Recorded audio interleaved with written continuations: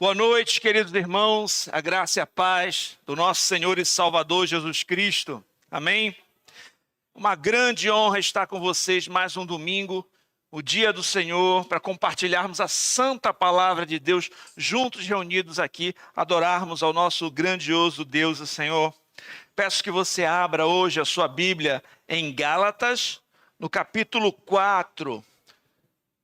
Hoje nós vamos dar continuidade em nossa série de sermões em Gálatas e vamos considerar este texto.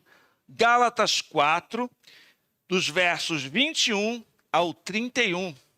O tema de hoje é Sara e Agar, as duas alianças. Os irmãos conseguiram encontrar o texto? Gálatas 4, 21 ao 31.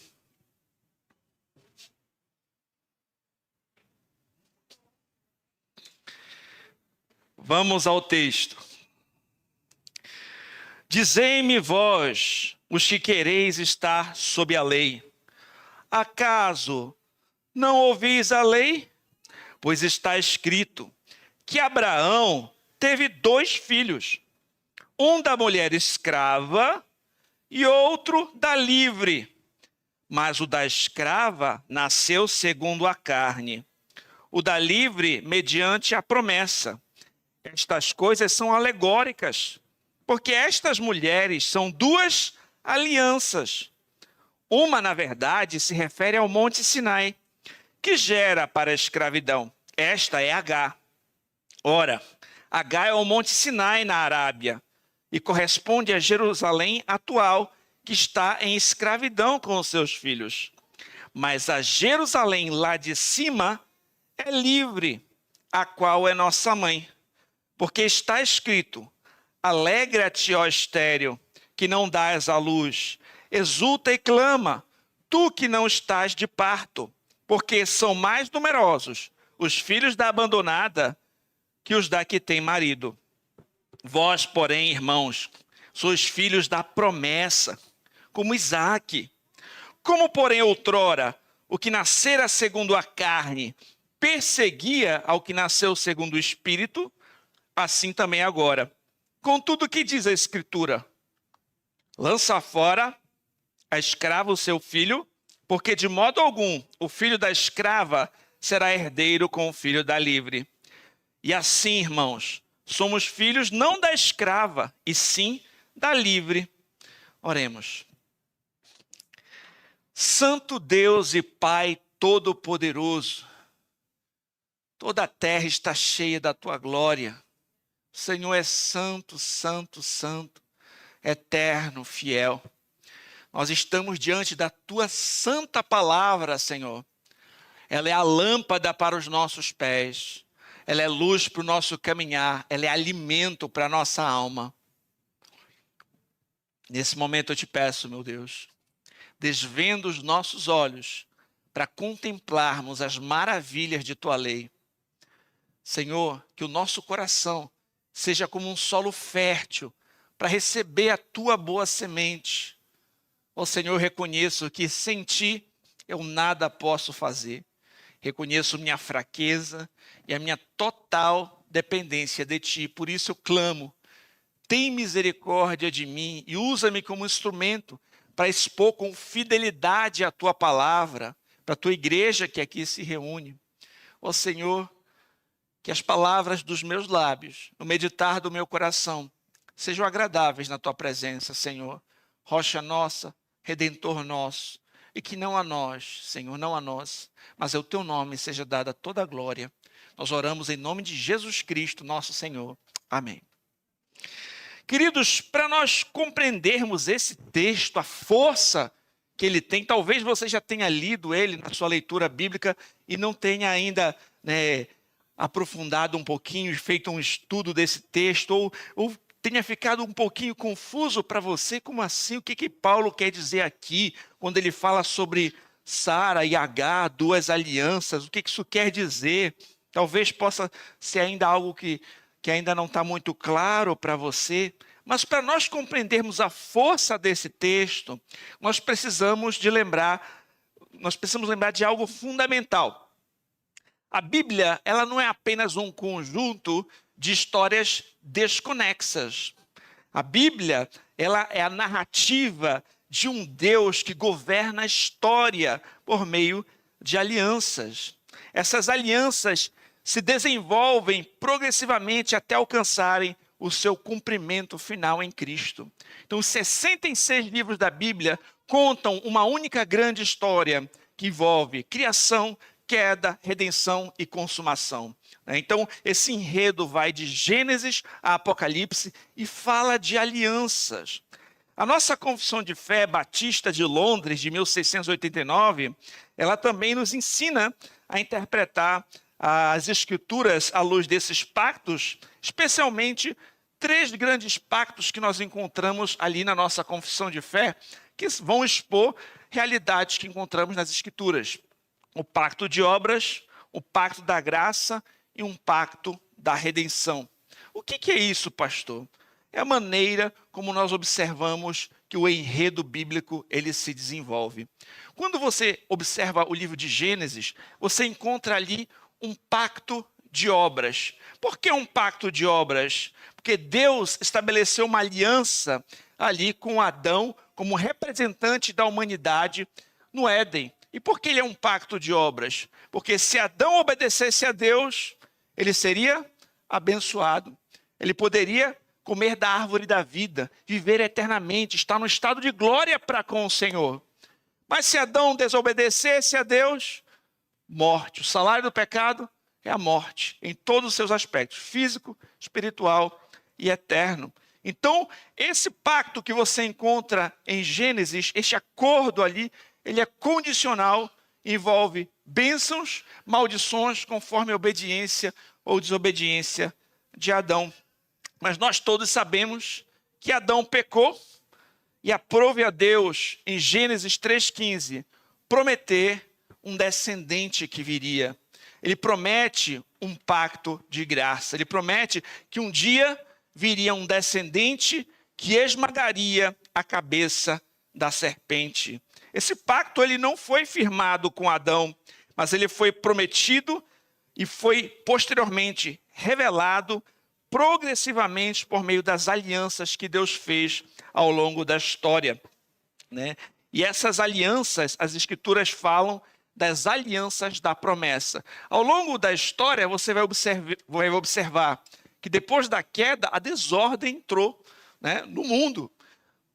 Não precisa você ler muitos capítulos depois da queda de Adão, você vai ter um assassinato, Caim matando Abel. Aí você vai observar que um pouco antes do grande dilúvio, o Senhor vai olhar o coração humano e ele é continuamente mau. Então o Senhor envia um dilúvio para limpar a terra que está tão corrompida de maldade, de imoralidade, de perversão. Mas para que a sua promessa pudesse se desenvolver, Deus preserva um remanescente. Noé, a sua família, numa arca, né? Quando Noé sai da arca, Deus faz aliança, então, com Noé. O sinal daquela aliança é o arco no céu. Mas não só isso, você vai observar que posteriormente, de Ur dos Caldeus, Deus chamaria Abraão, né, com quem ele também faria aliança. Ia prometer que um descendente de Abraão, né, por meio de um descendente de Abraão, todas as nações da terra seriam abençoadas. Por meio da descendência física de Abraão, Deus faria aliança também com a nação de Israel, mediada por Moisés, que ficou conhecida como a antiga aliança. É uma aliança nacional, tipológica, ou seja, ela apontava para algo superior a ela mesma, ela apontava para Cristo, né? E ela funcionava como um pedagogo, como alguém que vai te tomando pela mão para te levar a algo superior, que era para o nosso Senhor Jesus Cristo. E uma outra aliança da promessa foi com Davi, que Deus promete que um descendente de Davi herdaria o trono para sempre. O que eu estou querendo dizer com tudo isso? Eu estou resumindo para vocês o enredo do Antigo Testamento. O Antigo Testamento, ele promete um Cristo que viria. E o Novo Testamento, ele testifica que Cristo veio. E essa aliança, a antiga aliança, que também é conhecida como aliança sinaítica ou aliança mosaica, Ela é uma aliança nacional que foi feita com uma nação de Israel. Ela também envolvia bênçãos conforme a obediência e maldições conforme a desobediência. Bênçãos terrenas, maldições terrenas para aquela nação, né? Você vai observar que essa aliança, ela nunca poderia justificar. Ela tinha uma função pedagógica, ela tinha uma função tipológica, ela era condenatória, ela mostra o problema, mas ela não resolve o problema, certo? E quando nós chegamos então no Novo Testamento, nós temos a nova aliança, que é o cumprimento de todas essas promessas. A nova aliança, ela é estabelecida no sangue de Cristo. A nova aliança é aquilo que nós chamamos de pacto da graça. Por que, pastor? A gente chama a nova aliança de um pacto da graça. Porque não depende das nossas obras. Para nós, ela é incondicional. Vocês sabem por que a nova aliança é incondicional? Porque Cristo é quem cumpre todas as condições no nosso lugar. Então, a nova aliança, ela é eterna, espiritual, eficaz, salvadora. E todos os seus membros são regenerados, perdoados, justificados, habitados pelo Espírito Santo.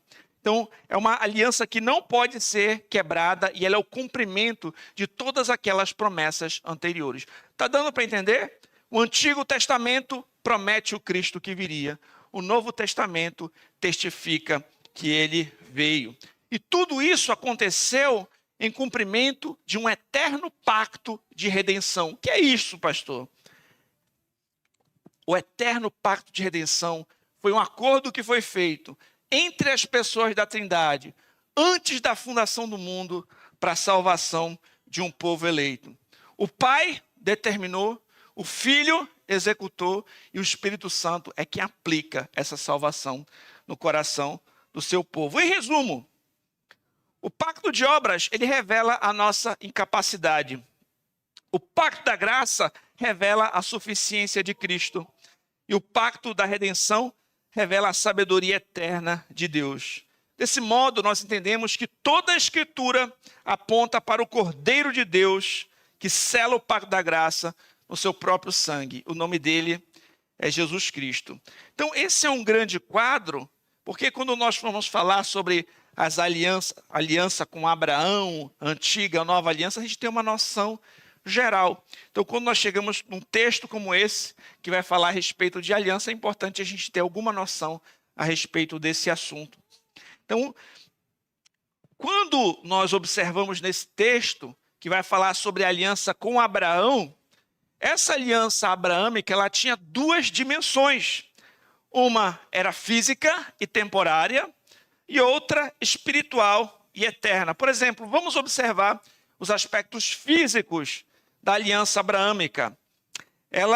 Os aspectos físicos, ela envolvia uma terra, uma nação, envolvia condições. Por exemplo, o sinal da aliança com Abraão era a circuncisão física. Um bebê era circuncidado ao 8º dia. A promessa era uma terra mesmo, a terra de Canaã, a terra prometida. E o desenvolvimento se dá com uma nação física, a nação de Israel, uma nação étnica, com um corpo político, com leis cerimoniais e civis. E a consumação se dá na antiga aliança no Sinai, com bênçãos e maldições condicionais. Esses são os aspectos físicos da aliança com Abraão. Mas ela também possuía aspectos espirituais, celestiais, eternos e incondicionais. Qual é o aspecto espiritual da aliança com Abraão? Qual é o seu sinal? É a circuncisão no coração, que é feita pelo Espírito Santo. Qual é a promessa? A cidade celestial, a Jerusalém lá de cima. E o seu desenvolvimento, como se dá? Se dá por meio de Jesus Cristo. Jesus é o descendente de Abraão, por meio de quem todas as nações da terra seriam abençoadas. A consumação, então, seria na nova aliança no sangue de Cristo, que é eterna e salvadora. Um batista do passado, chamado John Pillsbury, ele escreveu o seguinte: Em Abraão havia ao mesmo tempo uma descendência carnal e uma descendência espiritual. Um outro autor chamado Pascal Denot reforça: há uma posteridade física e uma espiritual. Há uma circuncisão externa e uma interna, uma terrena e um reino celestial, uma terra terrena e um reino celestial. Deste modo, a antiga aliança sinaítica é a progressão do aspecto físico da aliança, enquanto a nova aliança é o cumprimento do aspecto espiritual. O que ele está dizendo aqui? Que na aliança abraâmica, ela vai ter dois aspectos: um aspecto terreno, físico, temporal, e um aspecto eterno, espiritual e que aponta para algo superior. O aspecto físico se desenvolve na antiga aliança que foi feita com a nação de Israel no Sinai. O aspecto espiritual se cumpre em Cristo na nova aliança. Trocando em miúdos, é isso que está sendo apresentado aqui. Esse entendimento pactual a respeito da posteridade física e espiritual de Abraão também pode ser encontrado em outros textos bíblicos. Por exemplo, abra comigo Romanos 9. Romanos 9, do 6 ao 8. Olha o que é dito lá. Não que a palavra de Deus haja faltado, porque nem todos os que são de Israel são israelitas. Nem por serem descendência de Abraão são todos filhos, mas em Isaque será chamada a tua descendência. Isto é, não são os filhos da carne que são filhos de Deus, mas os filhos da promessa que são contados como descendentes. O que está dizendo aqui? Que existem descendentes físicos de Abraão e existem descendentes espirituais de Abraão. São aqueles que têm a fé de Abraão. Romanos 2, 28 diz o seguinte: porque não é judeu o que é exteriormente, nem circuncisão a que é exteriormente na carne, mas judeu o que é no interior, e circuncisão que é no coração, no espírito, não na letra, cujo louvor não provém dos homens, mas Deus. Mateus 3,9, por exemplo, diz assim: não presumais de vós mesmos dizendo, temos por pai Abraão, porque eu vos digo que mesmo dessas pedras Deus pode suscitar filhos a Abraão. Por fim, Gálatas 3, 29. Se sois de Cristo, então sois descendência de Abraão, herdeiros conforme a promessa. No final das contas, o mais importante não é você ser um descendente físico de Abraão, mas um descendente espiritual de Abraão. E aqueles que estão em Cristo que herdam essas promessas espirituais que foram feitas a Abraão. Diante desse entendimento, nós observamos que a antiga aliança, ela era uma aliança tipológica. Os aspectos físicos da aliança abraâmica se desenvolveram na antiga aliança, na nação de Israel, que era uma nação típica. Cada elemento daquela aliança colocava diante dos olhos dos judeus o pacto da graça, mas apenas como uma sombra, apenas como algo que está anunciando algo superior que haveria de vir. Qual era o objetivo, então, da antiga aliança? Primeiro, preservar uma linhagem messiânica. Segundo, revelar o pecado. Terceiro, ensinar a necessidade de um redentor. Quarto, apontar para Cristo. Esse era o objetivo da antiga aliança. Por que a gente falou tudo isso, pastor? Porque nós chegamos agora nesse texto e vamos observar que os Gálatas estavam tendo um problema relacionado à compreensão do enredo bíblico, compreensão das alianças, compreensão de aspectos de continuidade e descontinuidade.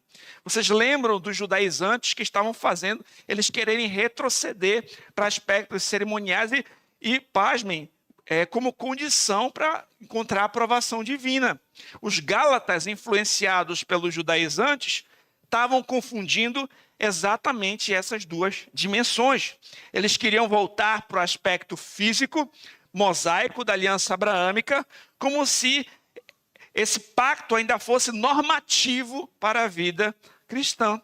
Paulo então responde com firmeza. Olha o que ele diz: vocês querem estar debaixo da lei? Então escutem o que a própria lei diz. E ele usa uma história que era familiar para todos, que envolvia Sara e Agar, para mostrar que ali já havia uma distinção.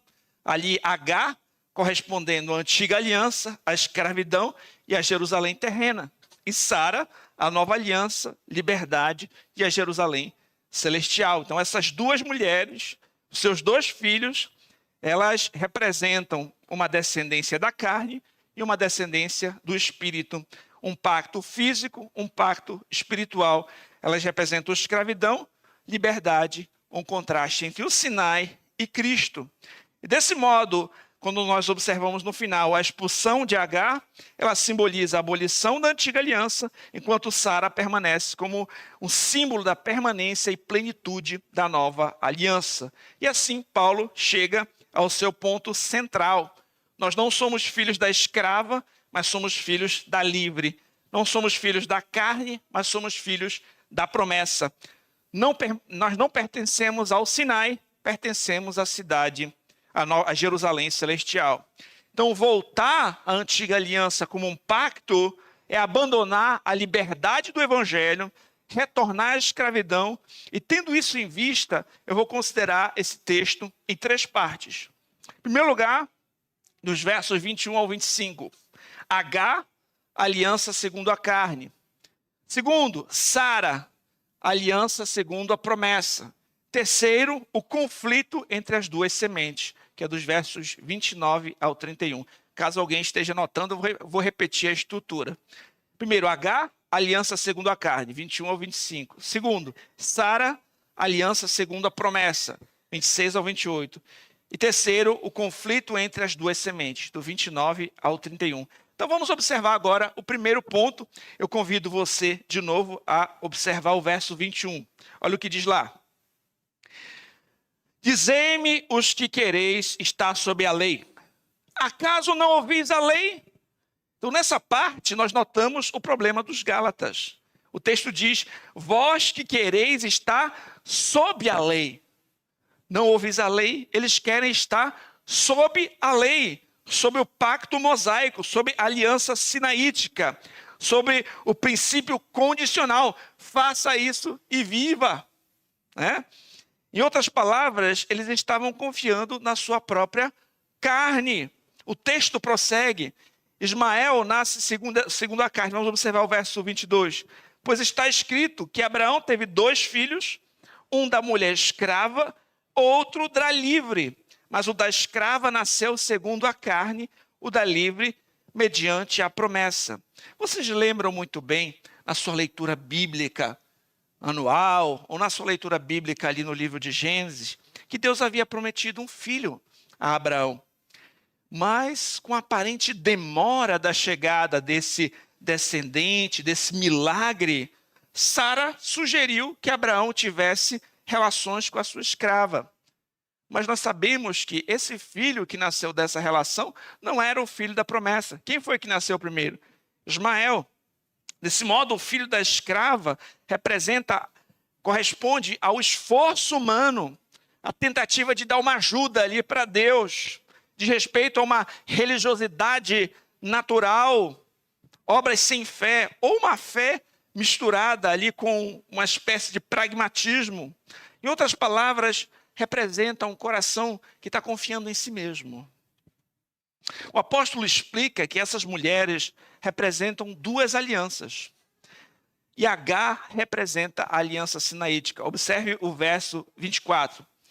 Estas coisas são alegóricas, porque estas mulheres são o quê? Duas alianças. Uma, na verdade, se refere ao Monte Sinai, que gera para a escravidão. Quem é essa? H. Esta é H. Ora, H é o Monte Sinai na Arábia. Corresponde a Jerusalém atual, que está em escravidão com filhos. Então, Paulo faz um paralelo.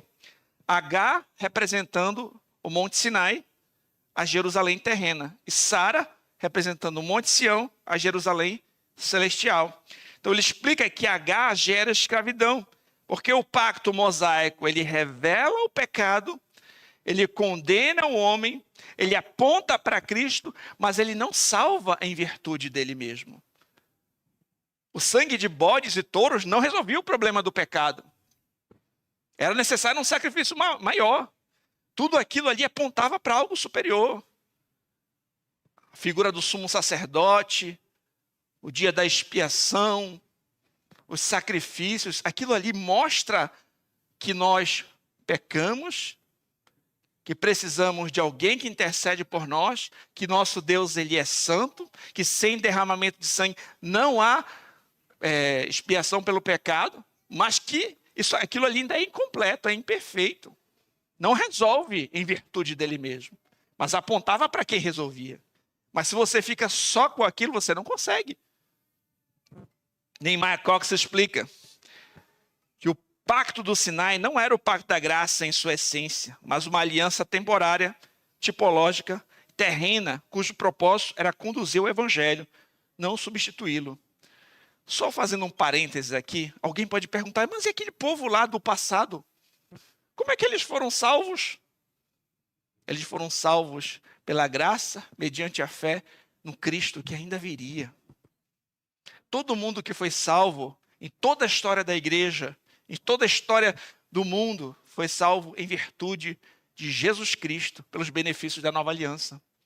Deus, na sua tolerância, deixou impunes os pecados anteriormente cometidos, tendo em vista o sacrifício que ele faria, enviando o seu filho para morrer na cruz, para que ele seja justo e justificador daquele que tem fé em Jesus. Jesus Cristo é o Salvador de todos os crentes de todas as épocas, de todos os lugares. Se alguém foi salvo, se alguém vai para a cidade celestial, sabe quem é o mediador? Jesus Cristo. Mas nenhum outro. Não tem outro nome dado aos homens pelo qual importa que sejam salvos, senão Jesus. Ele é o único caminho que nos leva a Jerusalém celestial. Não tem outra forma. Só Jesus. Moisés, meus irmãos, vocês lembram que ele conduziu o povo até o limiar da promessa. Ele chega a olhar a terra de Canaã, mas ele não pode entrar lá. Ele viu a terra, mas não a possuiu.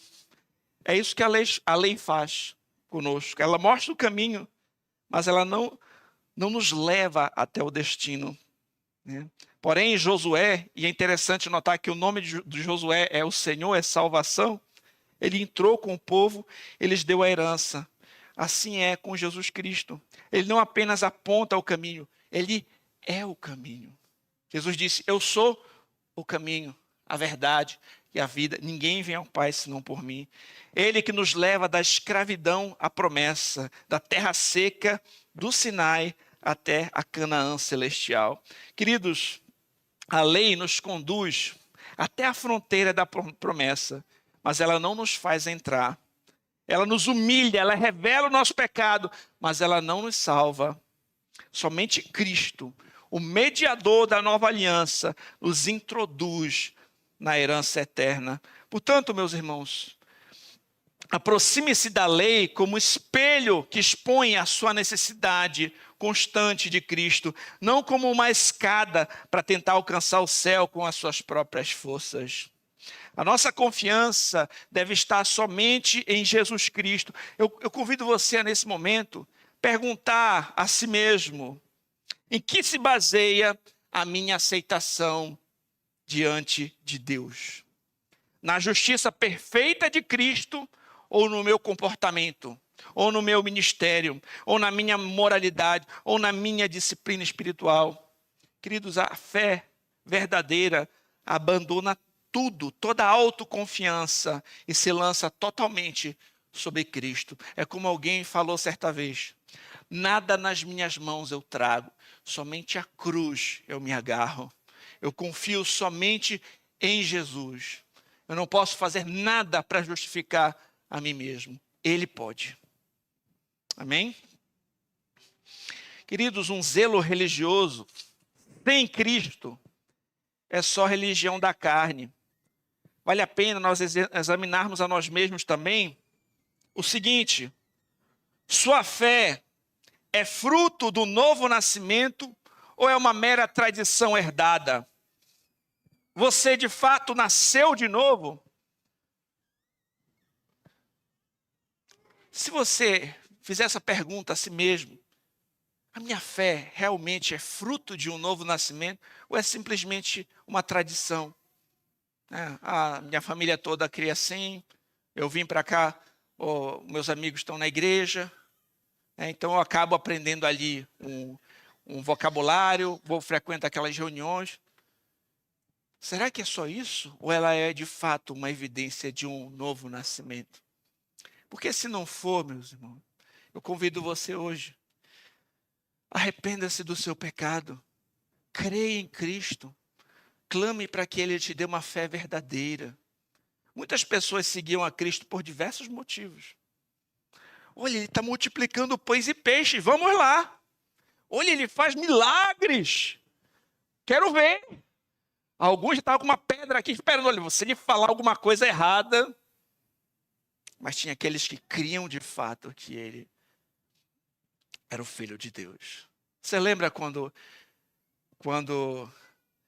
Jesus vai falar com os seus discípulos, depois que muitas pessoas abandonaram Cristo, quando a palavra ficou mais, quando se exigiu mais dos discípulos, muitos seguidores abandonaram Ele. E aí fica ali um punhado de discípulos, e Jesus pergunta, vocês também não querem ir embora? Aí Pedro diz assim, a quem iremos? Tu tens as palavras de vida eterna.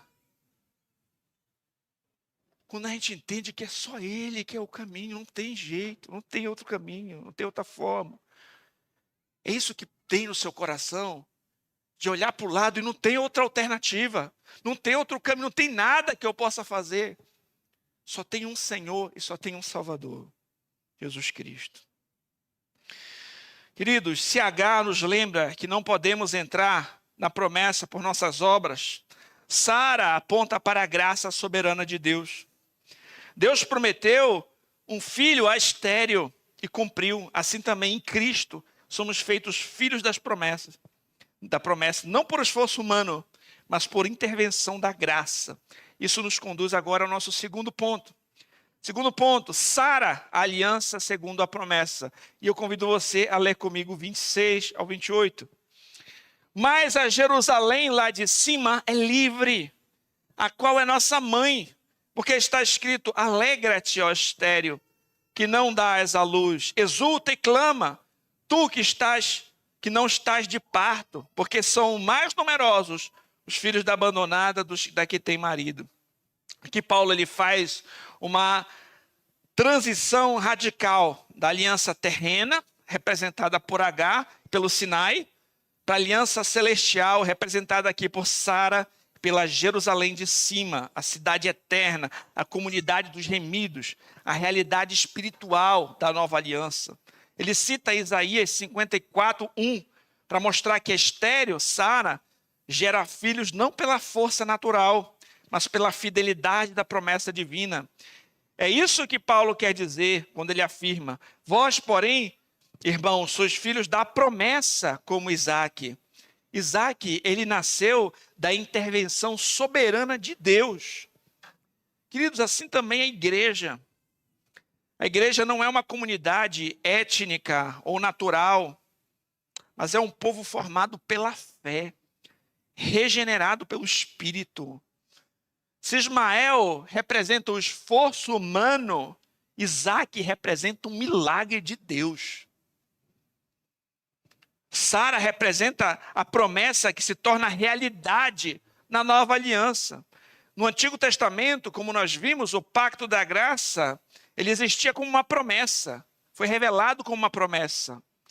Somente em Cristo, no derramamento do seu sangue, essa promessa se torna um pacto efetivo, é estabelecida como uma aliança, né? Um pacto eterno e salvador. Então, Sara representa, nesse contexto, a liberdade, não a escravidão, o espírito, não a carne, o cumprimento da promessa, não o mérito humano, a nova aliança, não a antiga, a Jerusalém celestial e não a terrena. E quando o apóstolo Paulo afirma, vós sois filhos da promessa como Isaque, ele afirma a identidade da igreja, do povo de Deus.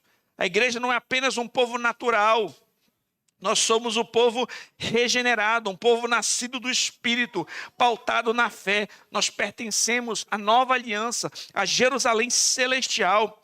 A igreja é o povo da promessa. Nós somos os filhos da livre, chamados à liberdade. A nossa origem, a nossa identidade, o nosso destino estão ligados à promessa divina e não ao desempenho humano. Quando nós observamos aqui, temos um contraste entre a antiga e a nova aliança. A antiga aliança era uma aliança nacional.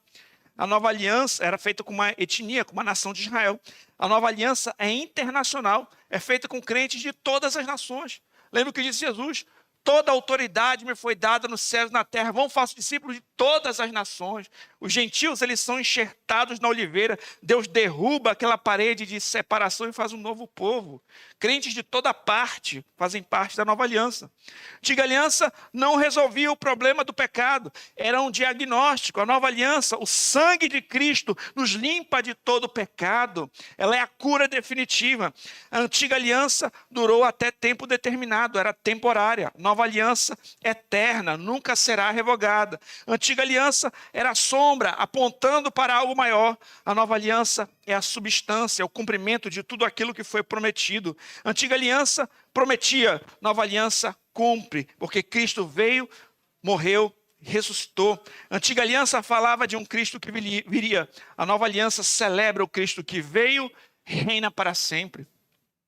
A entrada na antiga aliança era a circuncisão na carne. A entrada na nova aliança é a circuncisão no coração. É o novo nascimento, é a regeneração. Então, meus irmãos, a igreja é composta por crentes, aqueles que foram regenerados. E eu convido você a perguntar mais uma vez: sou nascido de novo? A minha vida mostra evidências da obra do Espírito. A entrada na nova aliança é espiritual, não ritual. O batismo, meus irmãos, é a confissão pública de que algo aconteceu aqui dentro do meu coração.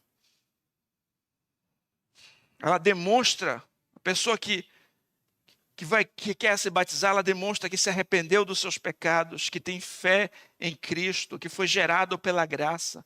Ela mostra frutos de um novo nascimento. Então ela vai publicar a sua fé. Eu faço parte desse povo por quem Cristo morreu. Eu estava morto, mas agora eu estou vivo. Aí a gente lembra daquela famosa canção, Amazing Grace. Maravilhosa é a graça, quão doce é o som, que salvou um miserável como eu. Eu estava perdido, mas fui achado. Eu era cego, mas agora eu posso ver. Alguma coisa aconteceu dentro de mim. Eu estava morto em meus delitos e pecados, mas Cristo me deu vida. Isso que aconteceu se chama regeneração, novo nascimento. Isso conduz o pecador ao arrependimento e à fé em Cristo. E aí sim ele vai ser batizado, vai publicar. Olha, eu creio, quero publicar a minha fé para todos. Faço parte desse povo por quem Cristo morreu. Eu assumo o compromisso de andar em novidade de vida. Eu faço parte dessa igreja dos crentes, dos regenerados. A nova aliança não apenas promete a vida eterna, ela transforma a vida presente. A regeneração produz fruto. Examine a sua vida à luz dessa verdade. Cristo realmente reina no seu coração? Ou você continua escravo dos pecados? Não há vida nova sem novidade de vida. Tem uma famosa pregação do Paul Washer, que ele fala assim: se eu chegasse aqui e falasse para vocês que eu fui atropelado por um caminhão, vocês acreditariam? Não. Porque o impacto com o caminhão ia trazer alguma evidência, não é? Deus não é maior que um caminhão. Então, como você pode dizer que teve um encontro com Deus, que nasceu de novo, e não acontece mudança nenhuma na sua vida? Continua vivendo da mesma forma, não houve nenhum tipo de evidência de arrependimento, de fé, de fruto, de verdadeira conversão. Então, a regeneração também produz frutos. Claro que de forma progressiva, a santificação acontece de forma progressiva. Nós cometemos pecados, mas uma das evidências é que nós nos arrependemos e buscamos lutar contra o pecado, crescer em santificação, fazer parte da igreja de Deus, estar meditando na palavra, orando e caminhando na fé. Ela produz frutos. Estar na nova aliança, está em Cristo. É ter se arrependido dos seus pecados e depositado a fé somente no Senhor. Isso já aconteceu com você que me ouve? Se você está me ouvindo hoje e sabe que você ainda não é um cristão, se arrependa, creia em Jesus. Cristo chama você a abandonar a escravidão do pecado e a viver como filho da promessa, livre e eternamente seguro no amor de Deus. Confie em Jesus para a sua salvação. Se nós somos filhos da promessa, chamados à liberdade, nós precisamos romper com aquilo que pertence à escravidão. Busque se afastar de tudo que te afasta de Deus e se aproximar de tudo que te aproxima de Deus. Será que não tem coisas hoje que você está precisando abandonar? Será que tem coisas hoje que você que está me ouvindo, você sabe? Tem pecados que você precisa lidar e abandonar, que você sabe que está errado e continua fazendo? Talvez seja o momento hoje de você considerar seriamente essas palavras, se arrepender, abandonar de tudo aquilo que te atrapalha, tem sido um peso na tua caminhada, e olhar para o alvo que é Jesus Cristo e prosseguir nesse alvo. Nós vamos para o nosso terceiro e último ponto. Conflito entre as duas sementes. Verso 29. Como, porém, outrora, o que nascera segundo a carne perseguiu o que nasceu segundo o Espírito, assim também agora. Contudo, o que diz a Escritura? Lança fora a escrava e seu filho, porque de modo algum o filho da escrava será herdeiro com o filho da livre. E assim, irmãos, somos filhos não da escrava, e sim da livre. Paulo lembra um fato doloroso aqui da história de Abraão. Ismael, o filho segundo a carne, zombava e perseguia o pequeno Isaque, que era um filho da promessa. Então ele aplica, né? Agora o apóstolo Paulo vai aplicar. Assim também agora.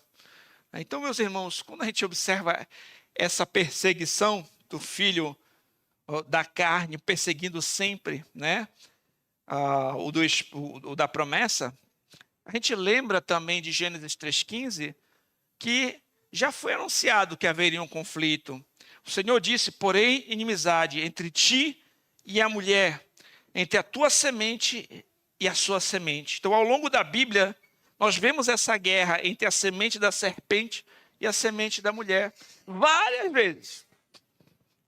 Como eu já relatei, Caim e Abel, Ismael, Isaque, Esaú, Jacó, Saul, Davi, Israel, os profetas, fariseus com Jesus, judaizantes aqui com o apóstolo Paulo. Então, Agar e Sara, elas são apenas um capítulo desse conflito universal. Em todas essas cenas nós vemos o mesmo padrão. Os que confiam na carne perseguem os que confiam na promessa. Os religiosos carnais perseguem os regenerados. O legalismo odeia a graça. Em outras palavras, quem vive de aparência se incomoda com quem vive a santidade real. Esse conflito. E o texto prossegue: lança fora a escrava e seu filho, porque de modo algum o filho da escrava será herdeiro com o filho da livre. E agora Paulo cita Gênesis 21, para mostrar que Ismael e Isaque não dividiam a mesma herança. Da mesma forma, não é possível misturar a antiga aliança como um pacto normativo com a nova aliança em Cristo. Não há meio termo entre confiar em Cristo e confiar na sua própria justiça. Lançar fora a escrava significa que, no argumento de Paulo, primeiro, declarar o fim da antiga aliança como pacto sobre o povo de Deus. Segundo, rejeitar o legalismo judaizante como caminho de justificação. Terceiro, romper com qualquer ensino que coloque a obediência humana como base na aceitação diante de Deus. Para os Gálatas, isso queria dizer: rejeitem o falso evangelho, o falso ensino do judaizante. Não voltem ao Sinai. Vocês pertencem a Jerusalém celestial. E para nós, meus irmãos, significa lançar fora toda a confiança na justiça própria. Abandonar uma religião de performance, aparência e tradição vazia. Rejeitar qualquer evangelho que coloque algo além, ao lado de Cristo, como condição para ser aceito por Deus. E por fim, Somente os filhos da livre herdarão. Olha o que o texto diz. E assim, irmãos, somos filhos não da escrava, e sim da livre. O destino de Ismael não é o mesmo de Isaque. Da mesma forma, o fim de quem confia na carne não é o mesmo de quem confia em Cristo. Quem vive preso ao Sinai não participa da herança da Jerusalém celestial. A grande mensagem de Paulo é: vocês não pertencem à escravidão, mas à liberdade. Não são filhos da carne, são filhos da promessa. Não são filhos de Agar, são filhos de Sara. Em outras palavras, ele fala sobre a nossa identidade. Somos filhos da promessa. Fala sobre o nosso pacto, a nova aliança em Cristo. Fala sobre o nosso destino, a herança eterna na Jerusalém celestial. E aqui eu faço algumas aplicações para nossas vidas. Primeiro, não se surpreenda com oposição espiritual. A fé verdadeira incomoda tanto o mundo quanto a religiosidade vazia. Persevere, mesmo quando você for alvo de críticas ou resistências por seguir a Cristo. Você já passou por um tipo de dificuldade por ser um cristão? Bem-aventurado a senhora é. Não é? Eu perguntei se você passou ali, sim.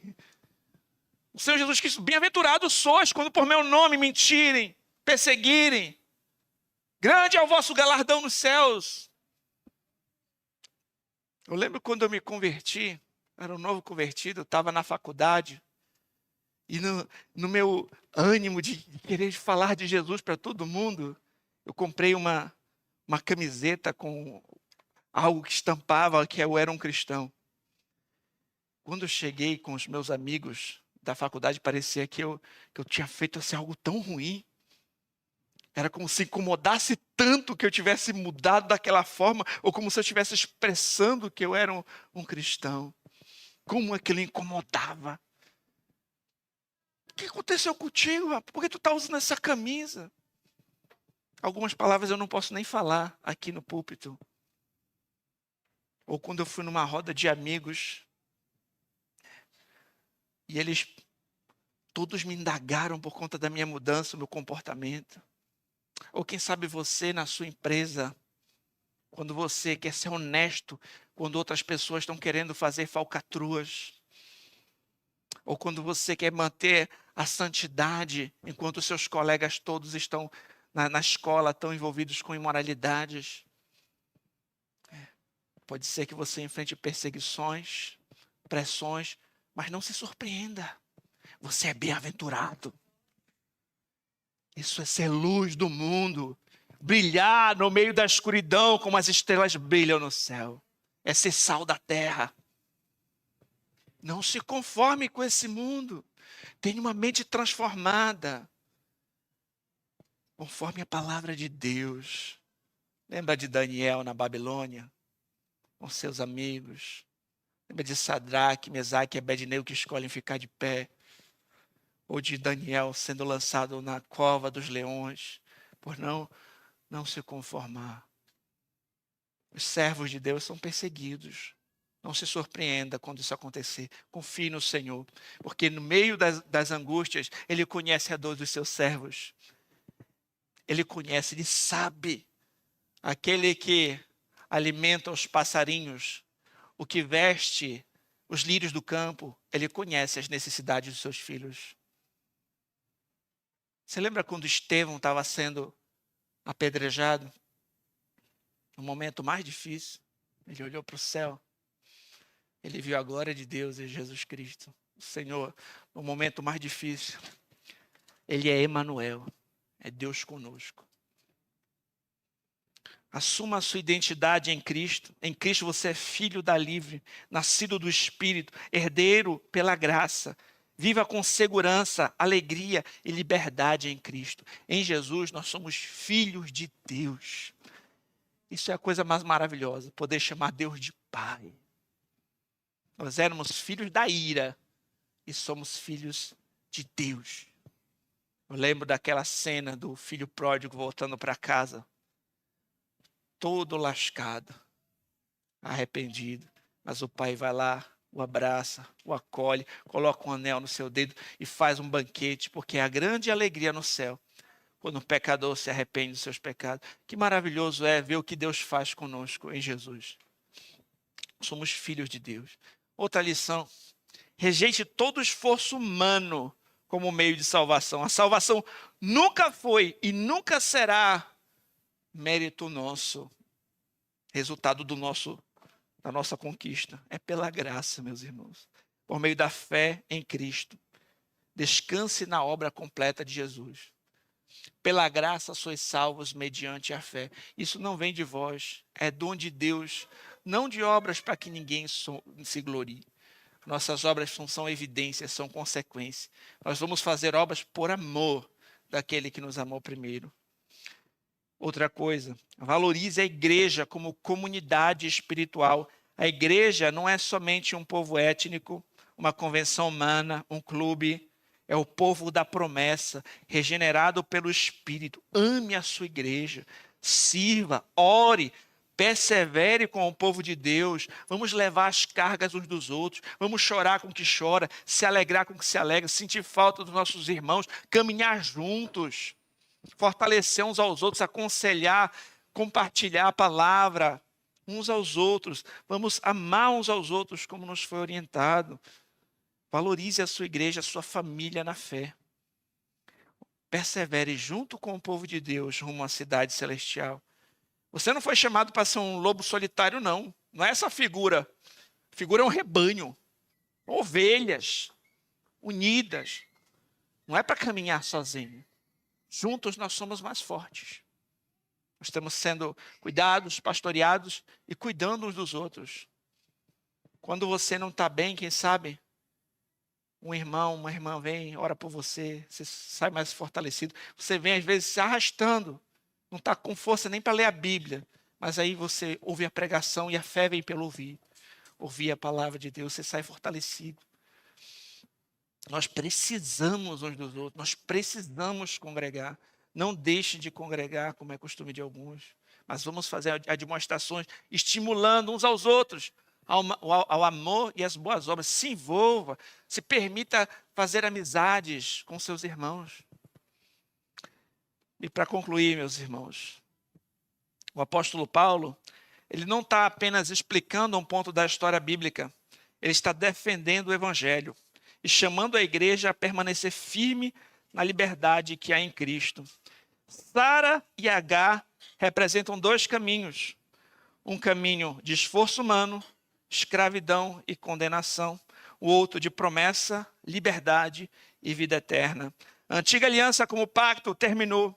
A nova aliança em Cristo é a única aliança salvadora, eterna, espiritual e eficaz. Descanse no sacrifício perfeito do mediador da nova aliança, Jesus Cristo, o Filho de Deus que morreu e ressuscitou para abrir o caminho ao Pai. Eu concluo esse sermão com as palavras do apóstolo Paulo. Para a liberdade foi que Cristo nos libertou.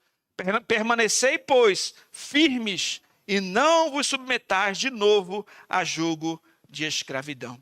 Oremos. Santo Deus e Pai Todo-Poderoso, te agradecemos, Senhor, pela tua santa palavra, que nos ensina, que nos admoesta, que nos corrige, que nos fortalece, Senhor. Que essa semente venha dar bons frutos na vida de todos nós, da tua igreja. Perdoa, Senhor, nossos pecados e nos ajuda a perseverarmos e a te amarmos acima de tudo. Não deixa que venhamos nos enganar, nem ser enganados por falsos mestres que distorcem o teu evangelho, mas que estejamos firmes com os olhos fixos em Jesus Cristo, o autor e consumador da nossa fé. Que o evangelho da graça seja sempre proclamado por nossas vidas e por nossa igreja. Eu oro em nome de Jesus. Amém. Convido os irmãos a ficarem de pé. Nós vamos juntos louvar ao